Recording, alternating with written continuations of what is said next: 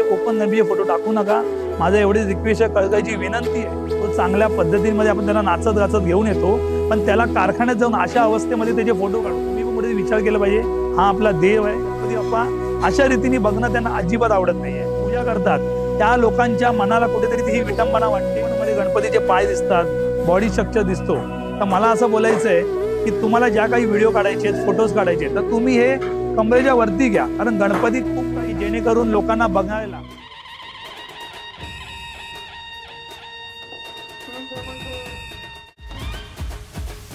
तर दादा, तसं तर तुम्हाला आम्ही सगळेच ओळखतो, पण तरी तुमच्याबद्दल आणि तुमच्या फर्म बद्दल तुम्ही काय सांगू इच्छिता? नमस्कार, मी मूर्तिकार अरुण दत्ते। माझा वर्कशॉप लालबाग भारत माता गणसंकुलमध्ये आहे आणि गेल्या 8 वर्षापासून मी इथेच आहे, स्थायिक आहे। आणि दरवर्षीप्रमाणे यंदाही गणेशोत्सवाचं काम जोरात चालू आहे, गणपती जोरात चालू आहे। 90 ते 100 गणपती आपल्याकडे आहे यंदा, आणि शेवटची एक 30 ते 32 फुटाचे गणपती आपल्याकडे यावर्षी आहेत। याची सुरुवात आता केलेली आहे आणि शेवट आहे, खूप जोरात काम चालू आहे आणि 18 तास कामं करतोय आम्ही। आणि नक्कीच तुम्हाला आता 17 तारखेपासून तुम्हाला कळेलच गणपतीची काय काय गोष्टी आहेत आणि कशा गणपती आहेत, याची नवीन काहीतरी तुम्हाला बघायला मिळेल आणि खरं तुम्हाला खूप चांगलं वाटेल। तर जसं तुम्ही म्हणालात की लालबाग भारत माता या लोकेशनमध्ये तुम्ही मूर्ती घडवता, तुमचा हा जो स्पेस आहे मूर्ती घडवण्याचा, तिथे तुम्ही लोकांना येताना पाहता, तिथे व्हिडिओज बनवायला काय येतात, रील्स बनवायला येतात, ते नेकेड व्हिडिओज आणि व्हिडिओज जे अपलोड होत आहेत आता सध्या, त्याबद्दल तुमचं मत काय तुम्ही सांगू इच्छिता?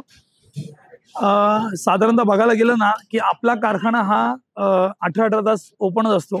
आपण कधीच कोणाला अडवत नाहीये, लहान मुलांपासून ते म्हाताऱ्या माणसांपर्यंत प्रत्येकाला बघायची एक संधी देतो आपण।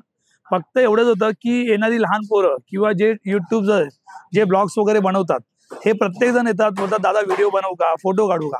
तर मी नाही कोणाला बोलत नाही, प्रत्येकाने तुम्ही बनवा, पण माझं असं एवढं एक बोलणं आहे की तुम्ही ज्या काही गोष्टी आहेत, तुम्ही ज्या गणपतीच्या पूर्ण अवस्थेमध्ये जो गणपती फोटो काढता किंवा तुम्ही जे व्हिडिओ बनवता, कारण प्रत्येक गणपती हा एक ओपन आहे। कारण आपण ज्या पद्धतीने बोलतो की आपण कपडे घालत नाहीये, ओपन मध्ये गणपतीचे पाय दिसतात, बॉडी स्ट्रक्चर दिसतो। तर मला असं बोलायचं आहे की तुम्हाला ज्या काही व्हिडिओ काढायचे, फोटोज काढायचे, तर तुम्ही हे कमरेच्या वरती घ्या, कारण गणपती खूप काही कारखान्यामध्ये अर्धवट आहे, पूर्ण गणपती झालेले नाहीये, त्यांना धोतर नाहीये, त्यांच्यावरती वस्त्र नाहीये, आणि गणपतीचे कोणाचा हात जोडला नाहीये, कोणाचा पाय जोडला नाहीये, कोणाचे मूठ जोडली नाही, कोणाचा कान नाहीये, अशा बऱ्याच प्रकारचे गणपती वेगवेगळ्या पद्धतीमध्ये कारखान्यात बनलेले आहेत। तर तुम्ही अशा प्रकारचे फोटो घेऊ नका किंवा अशा प्रकारचे फोटो तुम्ही डाउनलोड करू नका। माझं म्हणणं एवढंच आहे की तुम्हाला जर आम्ही कुठेतरी संधी देतोय गणपती बघण्याची, व्हिडिओ काढायची, फोटो काढायची, पण तुम्ही ह्या व्यतिरिक्त आपला जो दैवत आहे, आपला जो गणपती आपला जो आपला कुलदैवत आहे, त्या देवाला तुम्ही अशा पद्धतीमध्ये लोकांना दाखवू नका की तुम्ही इतर लोकांना किंवा स्वतःला की आपल्याला बघायला लाज वाटली पाहिजे की आपण आपल्या देवाला कशा पद्धतीने बघतोय। आपण ज्या वेळेला गणपती पूर्ण झाल्यानंतर जेव्हा आपण गणपतीला चांगल्या पद्धतीने बघतो, कलर मध्ये बघतो, धोतर घातलेला बघतो आणि चांगल्या स्वरूपामध्ये सुंदर अशी मूर्ती बघतो, त्या पद्धतीमध्ये तुम्ही 100 फोटो अपलोड करा, पण अशा पद्धतीमध्ये देवाचे फोटो अपलोड करू नका।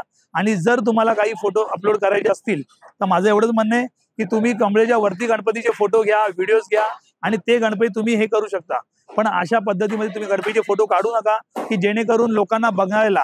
आज तुम्ही गणपतीच्या कारखान्यामध्ये येता म्हणून तुम्हाला दिसतं, पण जे काही लेडीज आहेत, घरामध्ये माणसं आहेत, जे गणपतीच्या श्रद्धेने भावना भक्ती करतात, घरातले पूजा करतात, त्या लोकांच्या मनाला कुठेतरी ही विटंबना वाटते आणि त्यांच्या मन कुठेतरी दुखावला जातो। तर ह्या सगळ्या गोष्टीचा लोकांनी तुम्ही विचार करा।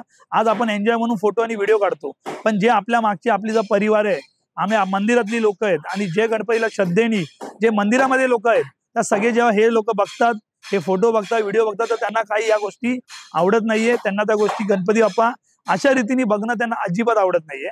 त्याच्यामुळे तुम्ही पण कुठेतरी विचार केला पाहिजे, हा आपला देव आहे, तो चांगल्या पद्धतीमध्ये आपण त्याला नाचत गाचत घेऊन येतो, पण त्याला कारखान्यात जाऊन अशा अवस्थेमध्ये त्याचे फोटो काढून आपण ते दाखवतो लोकांना, ही आपली चुकी आहे। आपण ती चुकी कुठे थांबवली पाहिजे आणि ह्या गोष्टी आणि हे असे फोटोज काढणं आणि व्हिडिओज काढणं आपण कुठे थांबवलं पाहिजे। पण तुम्ही चांगल्या पद्धतीने घ्या, चांगल्या रीतीने फोटो घ्या। आता सध्या गणपतीच्या कारखान्यात मूर्त्या पूर्ण नाहीयेत, तर तुम्ही गणपतीच्या कमरेच्या वरती जेवढं तुम्हाला वाटेल तेवढ्या पद्धतीने तुम्ही करा, आणि जो गणपती अजून पूर्ण झाला नाही त्याची व्हिडिओ आणि फोटो काढू नका। आणि ज्या वेळेला गणपती पूर्ण होतील, तुम्ही बोलत असाल की गणपती पूर्ण झाले की कोण आतमध्ये घेत नाही, आम्ही घेतो, अशा पहिला भाग नाहीये। तुम्ही या, तुम्ही सांगा दादा आम्हाला फोटो काढायचे, जे गणपती तयार आहेत त्याचे तुम्ही फोटो काढा, व्हिडिओ काढा, कारण त्यांच्या प्रभावी काय लागले नाहीये ते आम्ही तुम्हाला दाखवू शकतो. पण तुम्ही अर्धवट गणपतीचे फोटोज आणि व्हिडिओ घेऊ नका, कारण हे कसं मनाचे भावनेचं दुःख आहे.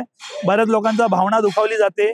गणपती बाप्पाला अशा पद्धती मागायला आपण त्या गणपतीला गणपती बाप्पा मोरया या पद्धतीमध्ये आपण आवाज देऊन त्या गणपतीला घेऊन येतो, पण त्याला आपण उघडं गणपतीला कधीच आणत नाही.